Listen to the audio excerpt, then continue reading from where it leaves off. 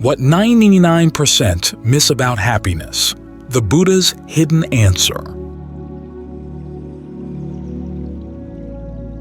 Once, when I was at Wat Dhammasathit with Ajahn Fuang, we received a letter from a meditator in Singapore. He was talking about how he practiced meditation in daily life. He said that whatever he was doing, watching TV, engaging with work, he tried to see everything as inconstant, stressful, not self. Ajahn Fuang had me write back. He said, "Tell him not to look at things outside. Don't place blame on things outside, that they're not constant and reliable. Turn around and look at who's calling them inconstant, because that's where the real trouble is. That's where the real blame lies." In other words, our mind changes very quickly, and our mind is very unreliable. So unreliable, so quick to change that the Buddha said he couldn't find a good simile for how quick it is. This is where the real problem lies. It's not that things outside are inconstant, it's that the mind is unreliable, and the mind is also shaping our experiences. The Buddha said, all phenomena are rooted in desire. Everything we experience is shaped by our desires, which come out both in terms of our intentions, what we want to do, and in terms of our attention, what we want to look at and pay attention to outside, what's important to us. These are the things we've got to train, because if our desires go out of control, then our intentions get out of control, and the way we look at the world gets out of control. This is what the Buddha realized on the night of his awakening. It's the way we pay attention to things and the intentions that we act on. That's what shapes what we're going to experience. And all of these things come out of desire. His question then was, is there a way to put an end to that desire? And if so, can you use desire to put an end to it? Because otherwise, you're stuck. You can't use nibbana to reach nibbana. You've got to use what you've got. And what you've got, of course, is just a lot of desires. This is why the path has two factors that relate to desire. One is right resolve and the other is right effort.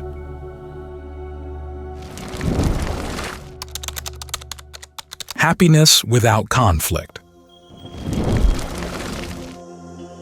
Right resolve is the resolve to renounce sensuality, to develop non-ill will, in other words, goodwill or at least equanimity, and to develop harmlessness or compassion. These are the desires we want to foster. And then, based on them, then there are the desires of right effort, the desire to prevent unskillful qualities from arising in the mind, the desire to get rid of any ones that already have arisen, the desire to give rise to skillful qualities, and then the desire to maintain them and bring them to their full development. But that first set of right resolves, renunciation, non-ill will, harmlessness, these things are related because our fascination with sensuality, our fascination with sights, sounds, smells, tastes, tactile sensations, all things we want in the world outside, these all lead to a lot of conflict and harm. As with so many things in the world, if you gain, somebody else loses. If they gain, you lose. The Buddha said one of the drawbacks of sensuality is that it's dangerous. He compares it to a raptor, a crow or a hawk, flying off with a piece of meat and other crows and hawks flying after it to grab the piece of meat away. And he said, if the first raptor doesn't let go, it's going to get torn up. It's also like a man climbing up in a tree to get some fruit. He's up in the tree eating the fruit and another man comes along. The other man says, well, I can't climb up a tree, but I've got an axe. I can cut the tree down. If the first man doesn't get out of the tree very quickly, he's going to break an arm or a leg. There's only so much to go around. If your desires are focused on sensual pleasures, you're going to find yourself in conflict with somebody else whose desires are focused on the same sensual pleasures. This is where renunciation is a type of goodwill. In other words, you're going to look for happiness in a place that nobody else is going to lay claim to, and you're not taking anything away from anyone else. Think of the image that occurred to the Buddha before his awakening. He saw the world as like a stream of water. The water's drying out and the fish are fighting one another for that last bit of water. Of course, they're all going to die. Nothing gets accomplished, and there's just a lot of struggle and suffering in the meantime. As the Buddha added, he saw everything as being laid claim to. There was no place he could look for happiness that wasn't already laid claim to. That's when he realized he had to turn back and look inside if he wanted a happiness without conflict. That's why we're working here on a happiness that comes from within, that's not based on sensuality. It's based on your inner sense of the form of the body, which can be very intense, the pleasure that comes as you focus on the breath like this, but it doesn't conflict with anybody else. Nobody else is going to try to come in and get your sense of your breath. Other people can see you breathe. They can hear you breathe sometimes. We've had nights here where one person is breathing very loudly and everybody else is meditating on that person's breath. But it's not the same as the sensation of your own breath element in your body. Nobody else can sense that. Nobody else can take it away. You're free to develop that as much as you like and find as much pleasure in that as you like. It's not going to harm anybody. This is where renunciation and goodwill go together, along with compassion. All three forms of right resolve go together like that. This means that where we should pay attention is not so much outside, it's more inside, figuring out what else the mind is doing. Because after all, even though we're meditating and looking for pleasure inside, the fact that we're human beings with bodies that need to eat means that we're still placing some burden on the rest of the world. This is why, even though the practice of generosity and virtue and meditation are relatively harmless, you're still not totally free from harm. You're not totally free from having to compete with others until you reach the deathless. So we don't stop with the sense of well-being that comes from focusing on the breath. We try to figure out what it is in the mind that keeps getting in the way of our understanding the deathless or having an experience of it. That's what insight is for. And again, it's a matter of learning to look at your desires. The desires that the Buddha said lead to becoming, taking on an identity in a particular world of experience. To what extent are you still doing that? Because as long as that kind of desire is still going, it's got to feed, it's got to cling.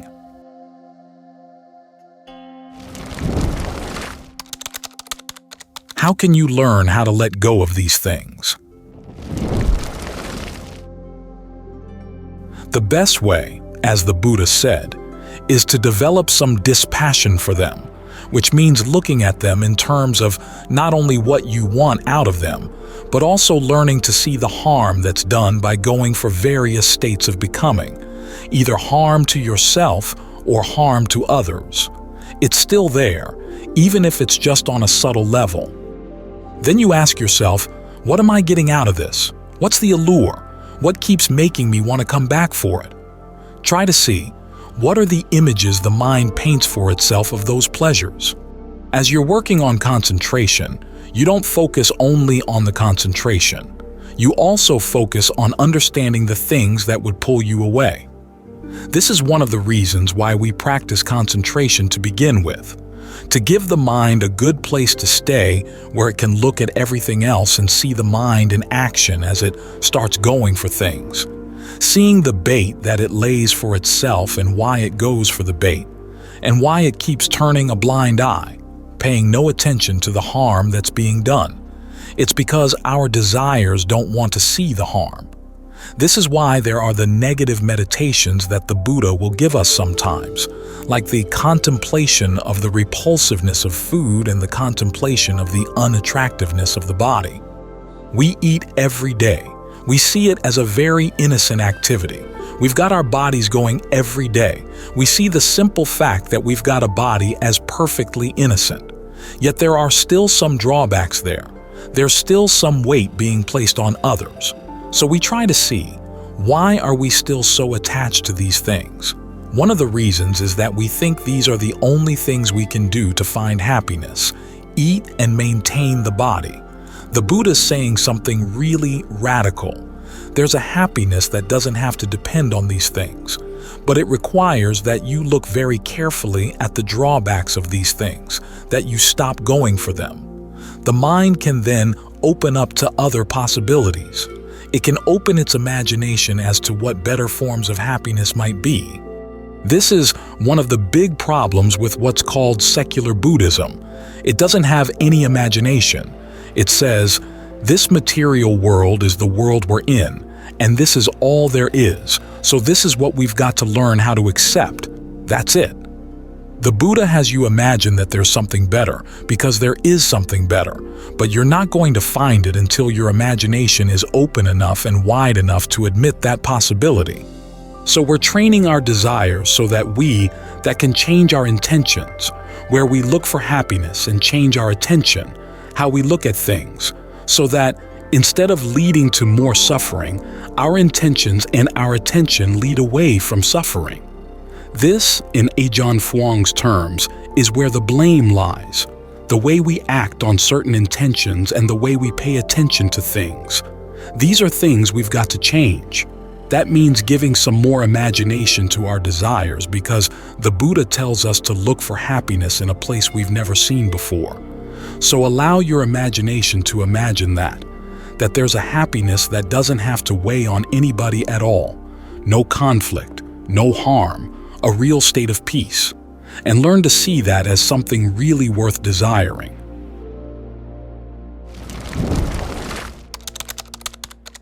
Brahma Viharas at the breath. One of the themes in the teachings of the Forest Ajahns is that all you need for awakening is right here. You have it. You've got the body, you've got the breath, you've got the mind thinking and aware, and that's really all you need. Simply learn how to familiarize yourself with what you've got, the potentials of what you've got, for the purpose of a happiness that's true, lasting, harmless, blameless. So come to the breath with that attitude.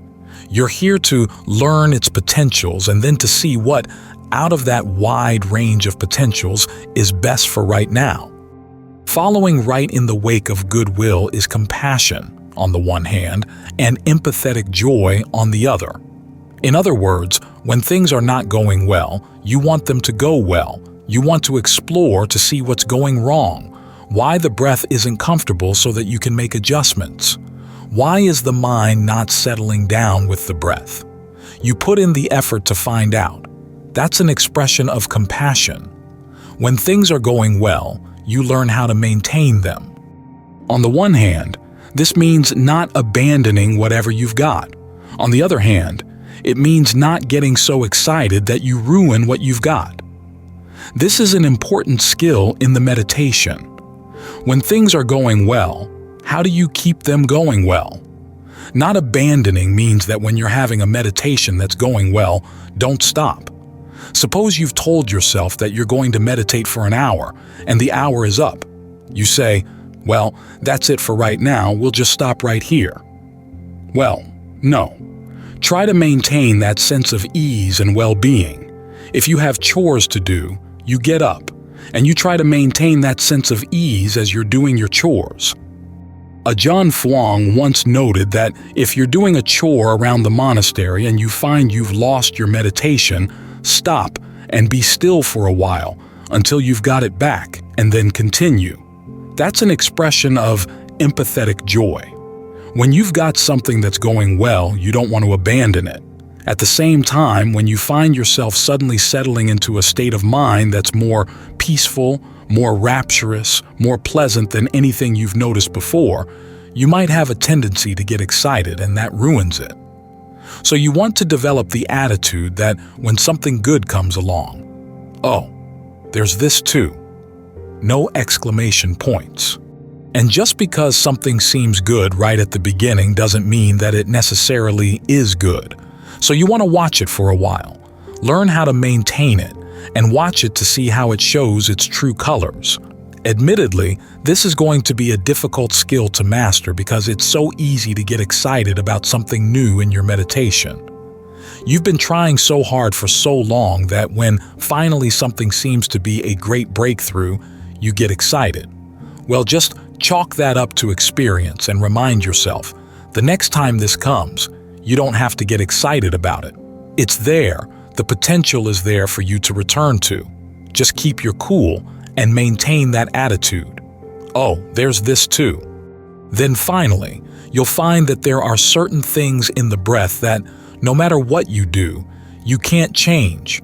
Certain pains in the body, certain difficulties in breathing as when you have a cold, or the simple fact that things are not going well, and for some reason you just can't figure it out. Well, try to maintain an attitude of equanimity. This means not getting upset, just keep plugging away, developing the patience you need to stick with the problem. But if you find you really can't get anything to change, you learn how to accept that fact for the time being. With pains in certain parts of the body, as a John Lee once said, it's like going into a house where some of the floorboards are rotten. You don't lie down on the floorboards. If there are pains in your knees, pains in your hips, you don't make that the focus of your attention. You focus on the parts that are comfortable. You remind yourself, after all, that those knees and those hips are not really yours. You have the choice as to whether or not you want to lay claim to the pain in those knees and hips, or just notice there is a pain, in the same way that there is a heater over on the other side of the room, or there's cold outside, or whatever the condition is that you can't really change, things you learn to accept about the world. Then you work with what you can change. In this way, the meditation is practice in these 4 attitudes, learning when which one is appropriate and how to generate the appropriate one when you need it. This means learning how to develop the sensitivity to what you can change and what you can't change, and to make the most of what you can. All too often we focus on the things we can't change and get upset about them, while all these other potentials that we could really benefit from just stay undeveloped. But as you meditate, this is where you move from beginner's mind to expert's mind. In beginner's mind, there are a lot of potentials, but a lot of them are unrealized, and you're totally unaware of them. Someone who's truly expert has learned how to find those potentials and explore them, to develop a sense of which potential you want to work on, which potential you're going to leave alone, where the possibilities are, and where the limitations are. Hopefully, as you develop these skills in your meditation, as they apply to the mind here, dealing with the present moment, looking after the mind's well-being, you can apply them to the situations around you. Because a similar principle applies. You want to have goodwill for yourself and for everybody around you. If there are things you can do to help improve a situation, you work to improve it. When the situation is going well, you try to maintain it. You do your best to keep it going. With things you can't change, you learn how to accept that fact and work around it. When you develop this kind of sensitivity, you find that it really is for your true well-being and for the well-being of others. The basic principle in Buddhism is that happiness is not an either-or proposition. It's not a zero-sum game. In other words, your happiness doesn't have to depend on other people's suffering, and it doesn't mean that in looking after your happiness, you're ignoring other people's happiness. Developing happiness through generosity, virtue, meditation is a way of developing happiness that spreads around, and the dividing line between your well-being and other people's well-being gets dissolved. So try to bring these attitudes to your meditation. Develop them in your meditation so that you become more sensitive to which of the attitudes is appropriate at any one time and to how you can actually generate that attitude when it's needed. Then realize that these skills are not limited to how you relate to the breath. They relate to how you deal with the people around you, the situations around you. In that way, they really do become Brahmaviharas. The Brahmaviharas aren't just goodwill, aren't just compassion or empathetic joy or equanimity. To be Brahmaviharas, these attitudes have to be unlimited, and you have to able to apply them to any case where they're appropriate at any time, to all beings. This is going to take work, because these attitudes don't come to us more naturally than their opposites. The potential for skillful attitudes and unskillful attitudes is always there in the mind. Heedfulness is what helps you develop the skillful ones. The realization that your choices are important, that life is short. Our time here to meditate is short. Our time with one another is short. And so you want to be as careful, as vigilant, and as discerning as possible in how you learn to get the most out of our short time here. Stop competing for happiness. Buddha showed another way. Years back, many Buddhist teachers in the West began using the term egolessness to explain the Buddha's teaching on not-self. Since then, egolessness has come to mean many things to many people. Sometimes egolessness is used to mean a lack of conceit or self-importance. Sometimes a pure mode of acting without thought of personal reward. In its most extended form, though, the teaching on egolessness posits a fundamental error of perception, that despite our sense of a lasting, separate self, no such self really exists. By trying to provide for the happiness of this illusory self, we not only place our hopes on an impossible goal, but also harm ourselves and everyone around us. If we could simply see the fallacy of the ego and understand its harmful effects, we would let it go and find true happiness in the interconnectedness that is our true nature. At least that's what we're told, and often with a fair amount of vehemence. Buddhist writers, often so gentle and non-judgmental, can quickly turn vicious when treating the ego. Some portray it as a tyrannical bureaucracy deserving violent overthrow. Others as a rat-like creature, nervous, scheming, and devious, that deserves to be squashed. Whatever the portrait, the message is always that the ego is so pernicious and tenacious that any mental or verbal abuse directed against it is fair play in getting it to loosen its foul grip on the mind. But when people trained in classical Western psychotherapy read these attacks on the ego, they shake their heads in disbelief. For them, the ego is not something evil. It's not even a singular thing you can attack. It's a cluster of activities, a set of functions in the mind, and necessary functions at that. Any mental act by which you mediate between your raw desires for immediate pleasure and your superego, the oughts and shoulds you've learned from family and society, is an ego function. Ego functions are our mental strategies for gaining lasting happiness in the midst of the conflicting demands whispering and shouting in the mind. They enable you to say no to the desire to have sex with your neighbor's spouse, in the interest of a happiness that would have less disastrous consequences for the things you truly value in life. They also enable you to say no to the demands of your parents, your teachers, or government when those demands would jeopardize your own best interest. But ego functions don't just say no. They also have a mediator's sense of when to say yes. If they're skillful, they negotiate among your desires and your superego so that you can gain the pleasure you want in a way that causes no harm and can actually do a great deal of good. If your ego functions are healthy and well coordinated, they give you a consistent sense of priorities as to which forms of happiness are more worthwhile than others, a clear sense of where your responsibilities do and don't lie, a strong sense of your ability to judge right and wrong for yourself, and an honest sense of how to learn from your past mistakes for the sake of greater happiness in the future. From this perspective, egolessness would be a disaster.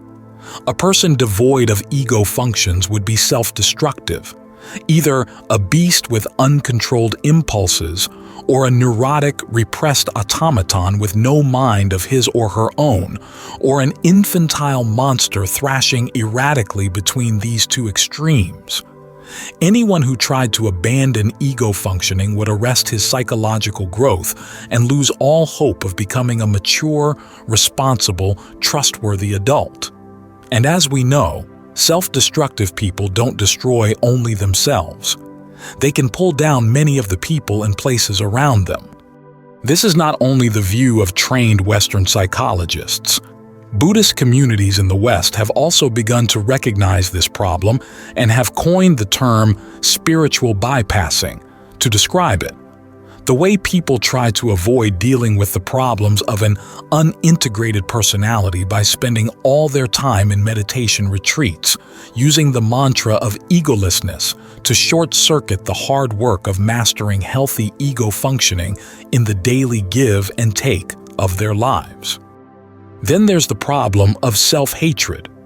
The Dalai Lama isn't the only Asian Buddhist teacher surprised at the amount of self-hatred found in the West.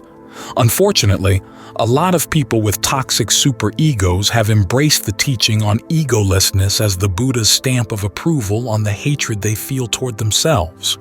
These problems have inspired many Western psychologists to assume a major gap in the Buddha's teachings, that in promoting egolessness, the Buddha overlooked the importance of healthy ego functioning and finding true happiness. This assumption has led to a corollary, that Buddhism needs the insights of Western psychotherapy to fill the gap, that to be truly effective, a healthy spiritual path needs to give equal weight to both traditions. Otherwise, you come out lopsided and warped, an idiot savant who can thrive in the seclusion of a 3-year, 3-month, 3-day retreat, but can't handle 3 hours caught in heavy traffic with 3 whining children. This corollary assumes, though, that for the past 2,600 years, Buddhism hasn't produced any healthy functioning individuals, that the collective consciousness of Asian society has suppressed individualism, and that the handful of dysfunctional meditation teachers coming to the West, the ones who mastered the subtleties of formal meditation but tripped over the blatant pitfalls of American money and sex, are typical of the Buddhist tradition. But I wonder if this is so. My own experience in Asia certainly doesn't confirm this. During my 16 years in Thailand, I met, per capita, more people with a genuinely individual outlook on life and far fewer neurotics than I did on returning to the mass, media-produced minds of America. My teacher, Ajahn Fuang, had the healthiest functioning ego of anyone I had ever met, and he knew nothing of Western psychology. This observation doesn't apply just to the Thai tradition. Psychologists have studied ordinary Tibetan monks and nuns who have survived years of torture, the severest test of healthy ego functioning, and found that they bear no psychological scars. So there are many Asian Buddhists who clearly know the secret of how to develop a healthy ego. Some psychologists would have us believe that this was despite rather than due to their Buddhist training. But that belief could easily be based on a superficial reading of the Buddhist tradition, so we need to put this belief to the test. One way would be to read the ancient texts with new eyes. Instead of assuming that the not-self teaching is counseling egolessness, how about assuming that it's part of a regimen for developing a healthy ego? This idea may seem counterintuitive, but that's no measure of its usefulness. The measure lies in testing it as a hypothesis. So, as a thought experiment, let's look at the earliest record of the Buddha's teachings, the Pali Canon, from the perspective of Western psychology and pose a question. Is there any evidence that the Buddha was advocating a healthy ego? Actually, tips on healthy ego functioning fill the texts. To begin with, the Buddha defines a wise person as one who knows the difference between what are and are not his personal responsibilities, who takes on only his own responsibilities and not those of others. This is the first principle in any ego functioning. Then there's the famous verse at Dhammapada 290. If, by forsaking a limited ease, he would see an abundance of ease, the enlightened person would forsake the limited ease for the sake of the abundant. This is practically a definition of how ego functions function well. These insights aren't random. They're based on another assumption necessary for a healthy ego, the teaching on karma, that we're responsible for our actions and that we're going to experience their results. This assumption in turn is framed by the larger psychology of the Noble Eightfold Path. As any therapist will tell you, a healthy ego is strengthened by developing a healthy superego whose shoulds are humane and realistic. It's also strengthened by the ability to safely satisfy your raw demands for immediate happiness so that the ego's long-term strategies don't get derailed by sudden, overwhelming desires. These two functions are filled, respectively, by the path factors of right view and right concentration. Right view contains the Buddha's shoulds, which are in service to the desire to find true happiness. You divide your experience into 4 categories: suffering, its cause, its cessation, and the path to its cessation. Then you take to heart the imperatives proper to each, comprehending suffering, abandoning its cause, realizing its cessation, and developing the path. That's the Buddhist recipe for a healthy superego, a series of shoulds that are on your side, that never ask you to sacrifice your own true well-being for the sake of anyone or anything else. As for right concentration, one of its crucial factors is a sense of bliss independent of sensual objects and drives. When you've gained some skill in meditation and can tap into that bliss whenever you want, you can satisfy your desire for immediate pleasure at the same time weakening any demand that the pleasure be sensual. As the Buddha once noted, people pursue sensual pleasure with all of its inherent limitations simply because they see no other alternative to physical and mental pain. But once you've mastered this more refined alternative, you've found a new way to feed the demand for pleasure right now, freeing the ego to function more effectively.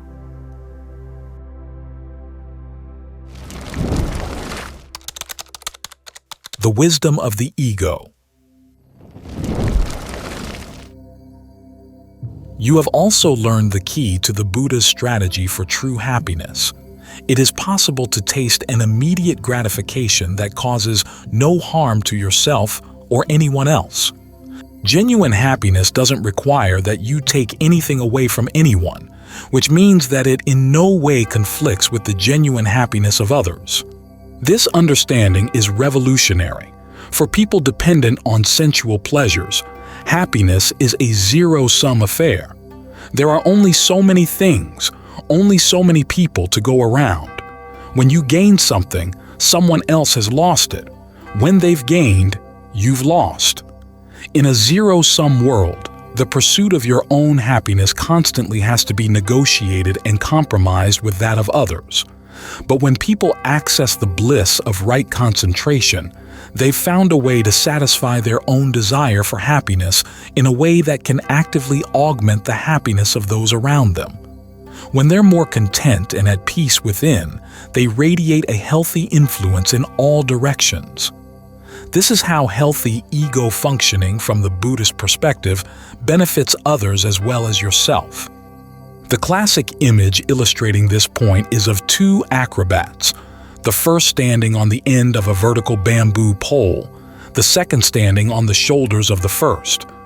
To perform their tricks and come down safely, each has to look after his or her own sense of balance. In other words, life is a balancing act. In maintaining your balance, you make it easier for others to maintain theirs. This is why, in the Buddhist equation, the wise pursuit of happiness is not a selfish thing. In fact, it underlies all the qualities traditionally associated not only with the path the Buddha taught to his disciples, but also with the Buddha himself: wisdom, compassion, and purity. Wisdom, the Buddha says, starts with a simple question: what when I do it will lead to my long-term welfare and happiness? The wisdom here lies in realizing that your happiness depends on what you do, and that the pursuit of happiness is worthwhile only if it's long-term. The test of how far your wisdom has matured lies in the strategic skill with which you can keep yourself from doing things that you like to do, but that would cause long-term harm, and can talk yourself into doing things that you don't like to do, but that would lead to long-term well-being and happiness. In other words, mature wisdom, requires a mature ego. The ego basis for compassion is depicted in one of the most delightful stories in the canon. King Pasenadi, in a tender moment with his favorite consort, Queen Malika, asks her, "Is there anyone you love more than yourself?" He's anticipating, of course, that she'll answer, "Yes, Your Majesty, you." And it's easy to see where a B-movie script would go from there. But this is the Pali canon, and Queen Malika is no ordinary queen. She answers, "No, Your Majesty, there isn't. And how about you? Is there anyone you love more than yourself?" The king, forced into an honest answer, has to admit, "No, there's not." Later, he reports this conversation to the Buddha, who responds in an interesting way.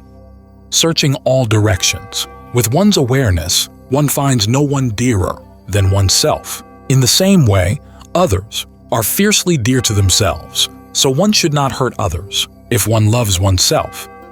Ud 5:1. In other words, true self-love requires an appreciation that others feel self-love too. This principle works in two ways. First, you recognize that if your happiness depends on the misery of others, it won't last, for they'll do whatever they can to destroy that happiness. Your long-term happiness thus has to take into account the long-term happiness of others. Second, in a less calculating way, you recognize what we all have in common. If you take your own self-love seriously, you have to respect the self-love of others. In this way, compassion is based not on a sense of your superiority to those who are suffering, but on a sense of mutual respect, a respect solidly based in your own self-interest. Purity grows from providing your ego-based wisdom and compassion with a reality check. The Buddha once taught his son Rahula that purity is developed by examining your actions and their results to make sure that they actually cause no harm to yourself or to those around you. If you anticipate harm from an intended action, you don't do it. If you see unanticipated harm coming from something you've done, you freely admit your mistake and learn how not to repeat it. You don't cling childishly to the need to always be in the right. But if you see that you aren't causing harm, you can take joy in the fact that you're on the path to true happiness. Because the Buddha saw how these enlightened qualities of wisdom, compassion, and purity could be developed through the pursuit of happiness, he never told his followers to practice his teachings without expecting any gain in return. He understood that such a demand would create an unhealthy dynamic in the mind.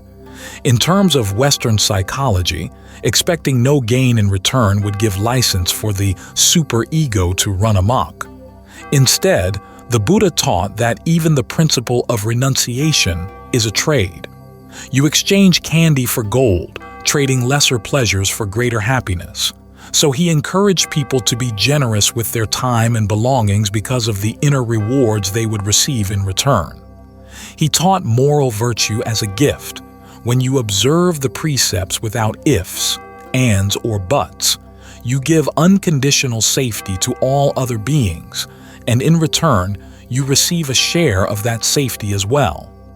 Even when advocating that his disciples abandon their sense of self, the Buddha justified this teaching on the basis of the rewards it would bring. He once asked his monks, "If anyone were to burn the trees in this monastery, would you suffer with the sense that they were burning you?" "No," the monks replied, "because we're not the trees." In the same way, the Buddha continued, let go of what's not you or yours, the senses and their objects. That will be for your long-term well-being and happiness. Notice that he didn't say to abandon the sense of self as a form of self-sacrifice. He said to abandon it for the sake of true well-being and happiness. This point highlights one of the special features of the Buddha's instructions for healthy ego development. In Western psychology, ego development is impossible without assuming a clear sense of self. But in Buddhism, with its realization that there is no clear dividing line between your own true happiness and that of others, The underlying assumption of ego development is a clear sense of cause and effect, seeing which actions lead to suffering, which ones lead to short-term happiness, which ones lead to a happiness that lasts. This is one of the reasons why the Buddha never used terms like ego development or a well-integrated self. The types of functioning we associate with a well-developed ego, he would have described as a well-integrated sense of cause and effect, focused on insights into the results of your actions. Buddhist practice is aimed at refining these insights to ever greater levels of sensitivity and skill. In this way, he was able to teach healthy ego functioning while avoiding the twin pitfalls of ego obsession, narcissism, and self-hatred. Because the Buddha's basic terms of analysis were actions understood under the framework of cause and effect, we have to understand his use of self and not self under that framework. For him, self and not self aren't metaphysical principles. They're mental actions that can be mastered as skills. This is why he was able to use both concepts freely in his teaching. When the concept of self was conducive to skillful action, he would talk in terms of self, not only on the level of generosity and virtue, but also on the level of meditation. If you think that meditation is an exercise in not self from the very beginning, read the discourses on mindfulness, and you'll be surprised at how often they describe the meditator's internal dialogue in terms of I, me, and mine. As for the concept of not self, the Buddha would advise using it whenever unskillful attachment to things or patterns of behavior got in the way of your happiness.